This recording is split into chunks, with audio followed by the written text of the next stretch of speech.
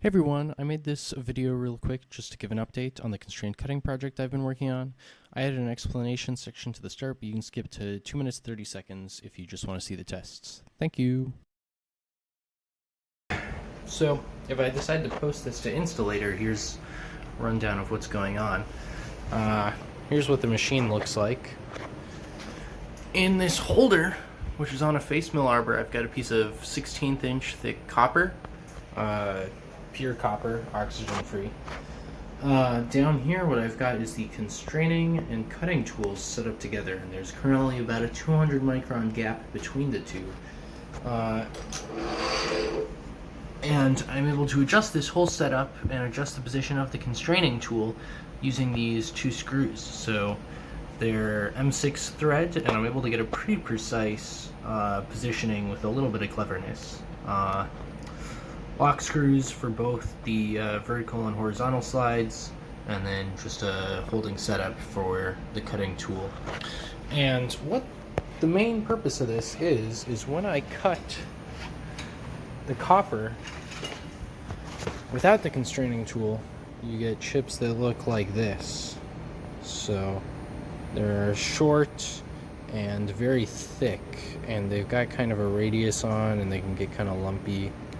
Let me see. I think come in different shapes, but at the end of the day, for the most part, like, they're very lumpy and the thickness changes. But by setting the constraining tool, you can get very consistent chip thickness. So this is 400 micron, and this is 200 micron, and that one is about 300. I made an error setting it up. So, you know, here's a chip in the micrometer, 203. That's pretty good. The paper that we're trying to replicate did, about, plus or minus 10 micron on the chip thickness, I think. Maybe plus or minus.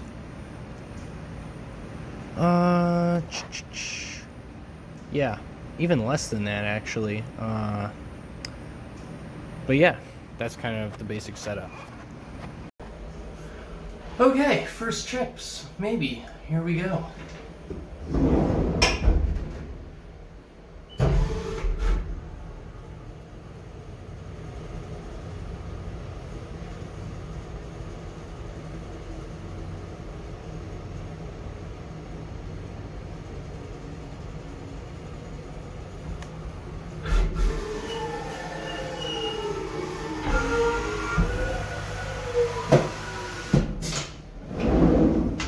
Let's see. This is the chip that formed. It doesn't look half bad, maybe. Let's try another.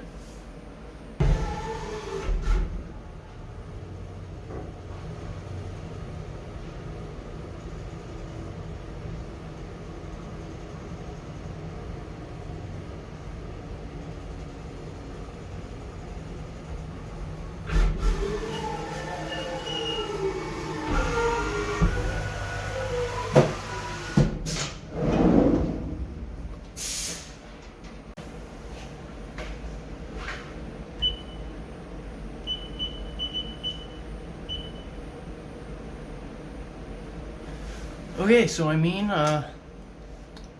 repositioned the camera setup, so maybe that'll be a little bit better, I'm not sure, or maybe it's going to topple around as soon as the machine moves. That's my other guess. And yeah, the only real parameter I needed to change from the paper was the depth of cut. I was taking a 5 thou, and they're taking more like a 6 thou.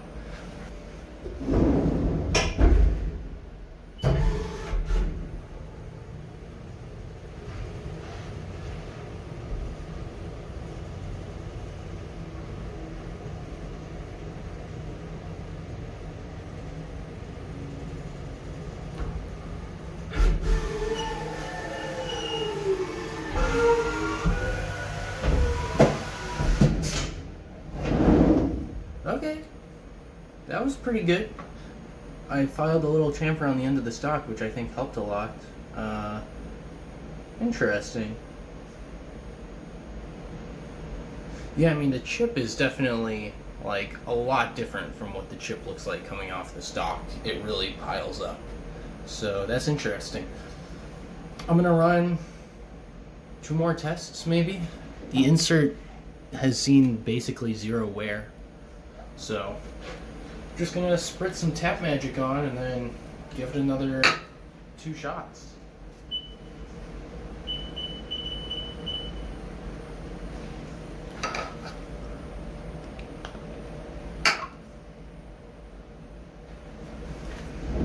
Oh, I forgot to mention the rake angle is 10 degrees. I machined this tool holder. The one we bought was 0 degrees, so I machined it 10 degrees as well.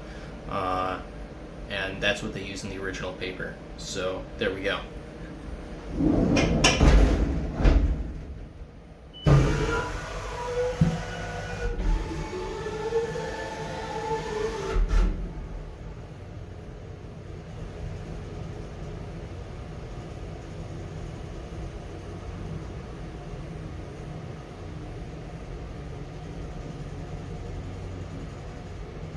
Oh.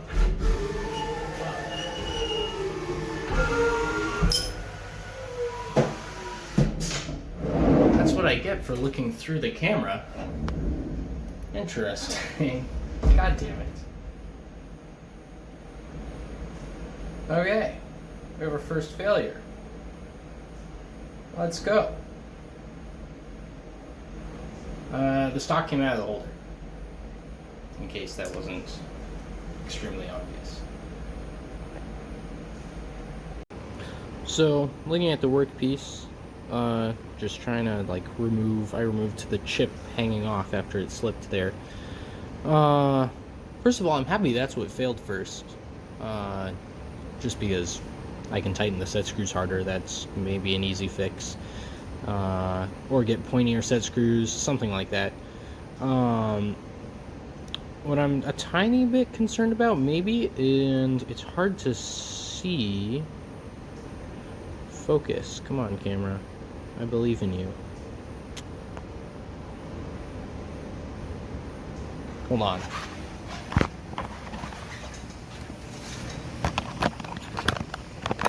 Set the tripod down. What is maybe hard to see is there's a burr forming on this edge, which, like, whatever, that's fine. But I just wonder if that makes the cut wider artificially, and if that's going to be a problem in the future. Okay, there, I kind of focused on it. Yeah, you can kind of see, I think, that the burr is kind of just like flaring out to make the stock artificially thicker. So here's what the stock and the holder looks like after a couple cuts, and you can see the backside chamfer, the back corner chamfer I filed. This is a bigger picture, and you can skip forward to the constraint cutting tests. After this is a couple more typical tests. Okay, step 2.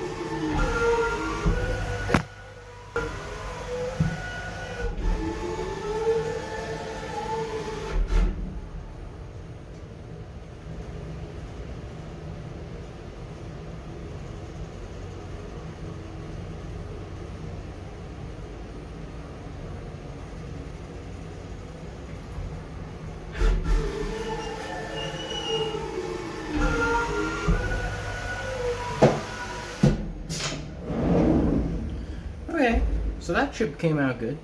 I mean, pretty good, I think. It has a interesting... Oh, that's very odd. There's like a 2-lobe kind of deal to it, where it does like the piling up thing, like twice almost. I don't know what to think of it. You can maybe kind of see it there, how there's like one lobe here and another one there. One's like, yeah, I don't know.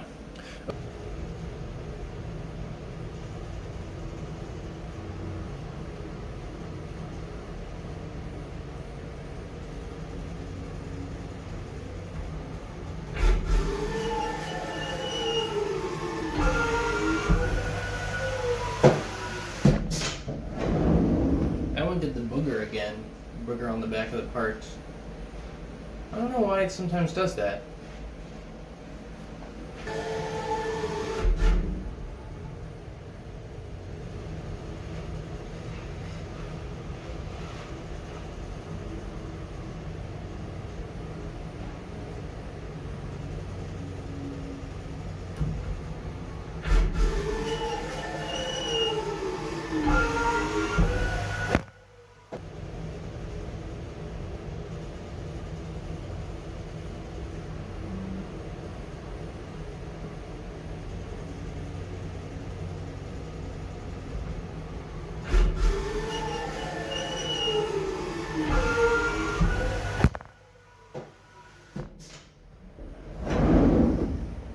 Yeah, once again did the booger.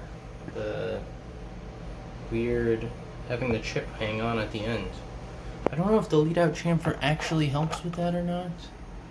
I mean, that time it came off really easy. I don't know.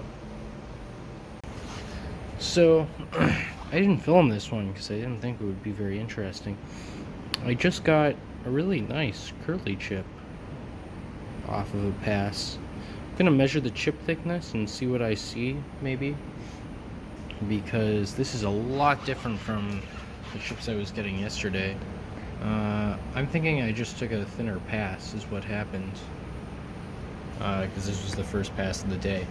So here's some micrometer measurements of the aforementioned sort of anomaly chip. As you can see, it's pretty close to a 5 thou cut or a 125 micron cut, but not super consistent, so not sure what to make of it. Okay, first constrained cut. This should be using the same parameters that are in the Guo paper. I don't know how to pronounce that name. But the gap is 400 micron between the tool and the constraining tool, and it should be a proper 180 micron vertically. It's kind of hard to tell, but I'm pretty sure I set it pretty well. It looks okay. I'm gonna take a 6 thou depth of cut. Cool.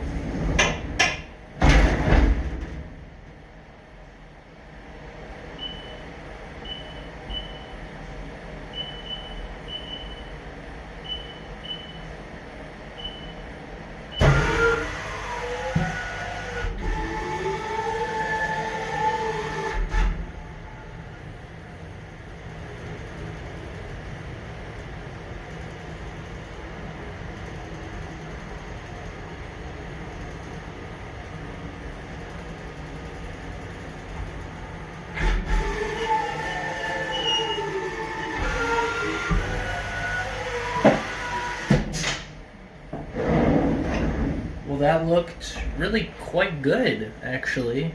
It did not rub on the top of the constraining insert, or at least not very much.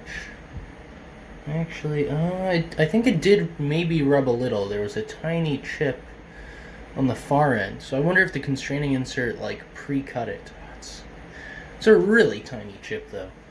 Let's see, can I pull this out? I'm gonna need tweezers, I think. There's the constraining insert. No evidence of... Focus, please.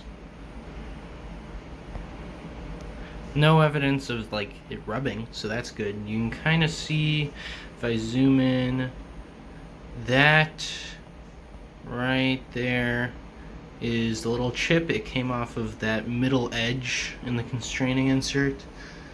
Don't know if that means anything. There's the chip where it's pinched between the two, so clearly the constraining tool was doing something. And that's how the chip kind of curled out. Yeah. Okay, let's pull it out and I'll take some photos. Okay, this is constrained cutting. 400 micron gap, trial tube.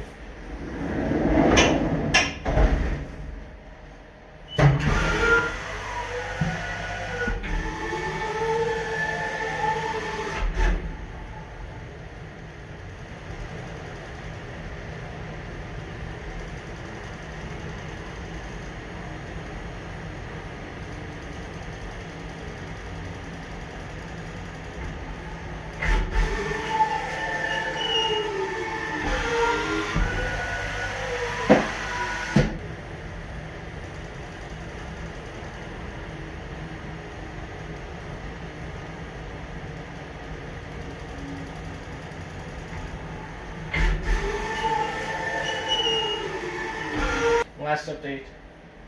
I'm only taking 5 thou on this pass to see if the constraining insert still gets a chip stuck right here. Yeah, we'll see.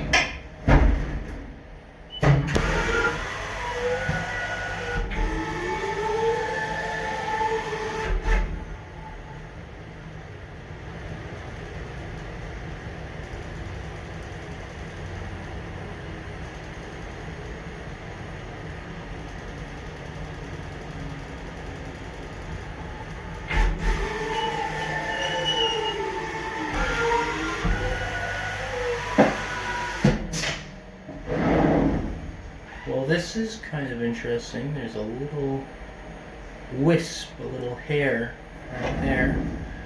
And other than that, I mean, it looks like the insert did not try and do any cutting that time. So here's some examples of the different chips we're getting. On the right, there are some 400 micron gap constrained cutting chips, and on the left are some free cutting chips. So you can see the difference. This is a measurement to one of the 400 micron chips from the earlier tests, and as you can see, it's pretty spot on. This is a little difficult to measure simply because the chips come off a little bit bent or distorted, and unless you debend them and check by holding the micrometer up to the light, it can be a little difficult to ensure that the chip is seating nicely against both anvils. Okay, got it set to 200 micron gap size-ish. Still like a little bit of a parallelism issue between the cutting and constraining inserts, so definitely gonna have to work that out. But I mean, here goes nothing.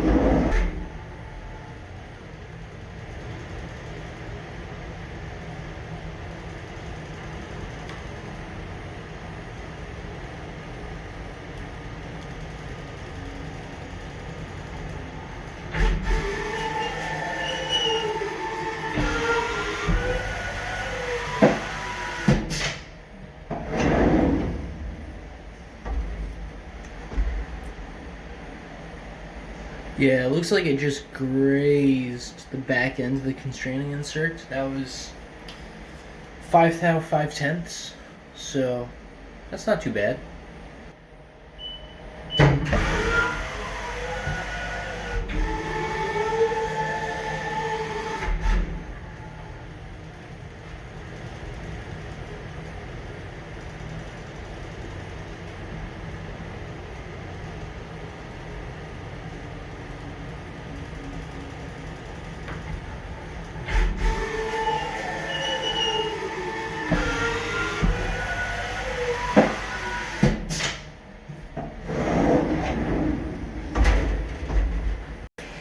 Okay, here we go. 200 micron, attempt 2.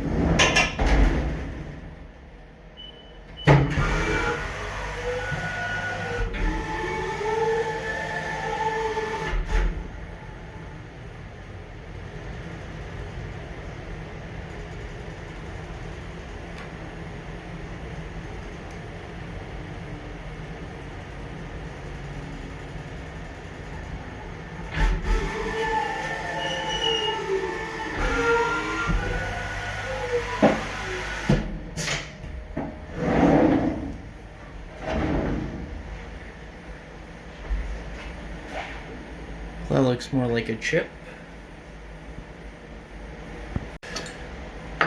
Here's another 200 micron test.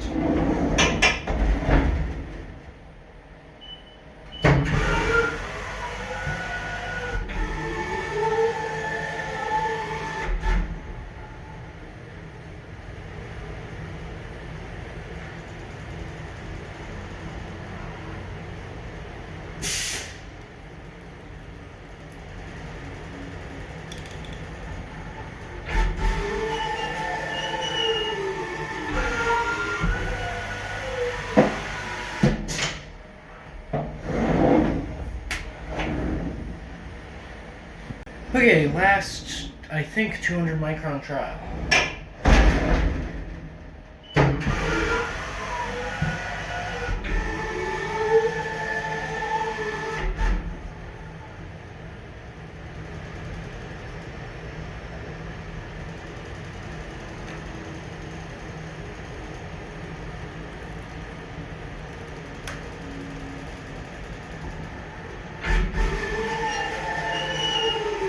Here's what the chips from the 200 micron test look like. As you can see, they are quite a lot more thinner and longer than the prior test. And here's a micrometer measurement of one of them. As you can see, they're pretty close.